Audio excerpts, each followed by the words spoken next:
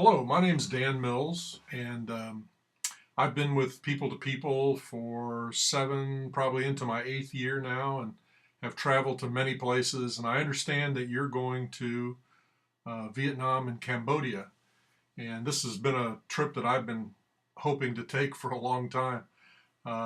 As it turns out, currently I'm a retired high school principal from the Cincinnati, South Western Ohio area. And now I'm teaching at the University of Cincinnati. I'm teaching educational leadership. And I've been retired for about 7 or 8 years, the same amount of time I've been working with People to People. And I've taken a whole number of trips, Austria, Europe, number of places in Europe, and some nice locations in the United States also. But this particular program to Vietnam and Cambodia is especially close to me because I was a I'm a military veteran from Vietnam in 1967 and 1968. I was in Vietnam, and I was a hospital corpsman with the Marines, and I was in combat. I was there for a year in Vietnam, and I was in combat, everyday combat, for about 9 months, and then 3 months in a more rear area. But I was with a combat company, and I'm not sure what parts of Vietnam you're going to be heading to, but I was in the northern part of South Vietnam, and now of course it's all one Vietnam. But there's a city called Da Nang, and I believe it goes under the same name now. I think it's still Da Nang. And Da Nang was the most southern part of Vietnam that I visited. And then moving north, I went through a city called Phu Bai, Phubai. And then I went up close to the DMZ, the demilitarized zone at the time. And that city was called Dong Ha, Dongha. And Dong Ha was my rear area. And I was in Vietnam for a year, like I said, 9 months in the field, and saw combat. And I just wanted to share a few thoughts about Vietnam. My first thought is, of course, the horrendous nature of war, but a more captivating visual is how beautiful that country is. At the time, I remember thinking that it's the most beautiful country I had ever seen.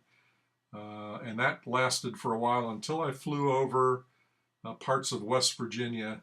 Was gorgeous. But Vietnam, very, very pretty, all kinds of, maybe dozens of shades of green as you look out over the countryside from a plane, and in my case, military helicopters. But very, very, very, very beautiful countryside. The food there, I didn't eat too much of the food there. Near the shore, near the sea, of course, they had a lot of seafood. As you moved inward, they had mostly vegetarian kinds of foods, a lot of rice with the rice paddies there. Meat was not very plentiful, very expensive to keep meat. And of course, beef was sacred, and probably still is sacred to the Vietnamese. I remember that we, if we ran across a herd of water buffalo, as a case in point, and one of them might head toward us in a sort of menacing manner, we more ran from them than tried to shoot them, because if we killed one of their animals, they would take, I think it was $100, which was a lot of money at that time, $100 out of our pay. So it was kind of funny seeing us go through these herds and more running away from the critters than moving toward them. But the countryside was gorgeous. The tropical forests were amazing. Everything in the Vietnam forests was enormous. For example, spiders were huge spiders. Centipedes were huge centipedes. You're not going to be in that area, I'm sure. But I remember one time going down a narrow trail, and if you've seen those cartoons where they have bees represented as a big cloud, that's exactly what it looked like, because the bees were so big. and they went through us and stung a couple guys. And so as a medic, I helped them through that situation. So bee sting is much better than being shot by the enemy.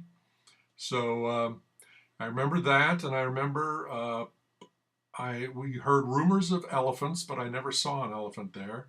Rumors of tigers, but I didn't see a tiger. There were rumors of large snakes, and we did see a large python. Very hard to see because they, as people say, they are more afraid of you than you are of them. Little comfort when you see one, but I remember we did run across a huge python, and it took 4 or 5 of us to hold it up. In other words, one would hold the head, and then there'd be a drape, and then the next person would hold the next part of it. So it took, it was probably 15, 20 feet long. But we had to really trip across that because they're hard to find. So I think you're going to be struck by the beauty. I think you're going to be struck by the historic nature. It's a very ancient cities you'll probably see, and many of those are still intact. There's a group of people that we worked with called the Montagnards. I don't know if you'll hear about that when you're over there, but the Vietnamese are kind of a shorter in stature, but the Montagnards were very, very short. So, so if the Vietnamese are 5 feet at the tallest, the Montagnards are less than that, and they live in the mountains, as their name implies. And they farmed the kinds of terrain that nobody else in Vietnam wanted to farm. They farmed the hillsides, they farmed the tops of hills, things like that, mountains, and deep into the heart of the country. So they were on the side of the Americans and the South Vietnamese because they did not want that to go to communism, because they thought that the communist North Vietnam would take that away from them. They didn't have to pay taxes. They weren't bothered by the government. The Montagnards were left alone. The people, by and large, were very friendly. I think you're going to find very friendly people, very positive. They had been in war for so long that the people that I ran across, 20-year-olds, all they had known ever was war. So now that at least they're in peace, I know it's a communist nation, but they are at peace. So that's exciting. Trying to think of some other characteristics. One thing you might notice is some of the women, when they smile, they have black. You're going to notice their teeth very blackened. And when we asked about that, they said that's something called betel nut. I'm not sure what the real term is. Maybe that's the real term. But it was something that they chewed when the young women moved into adulthood. So that was like a rite of passage. So if you see little girls, they're going to smile, and you're going to see whiter or close to whiter teeth.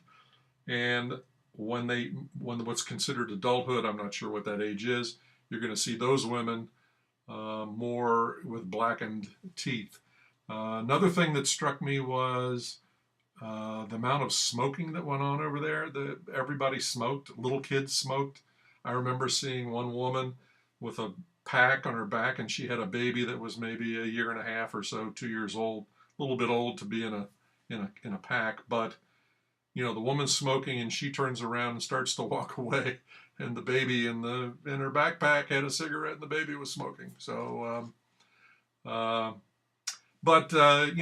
really jealous of your trip. I want to get back to Vietnam to see some of the locations I was in.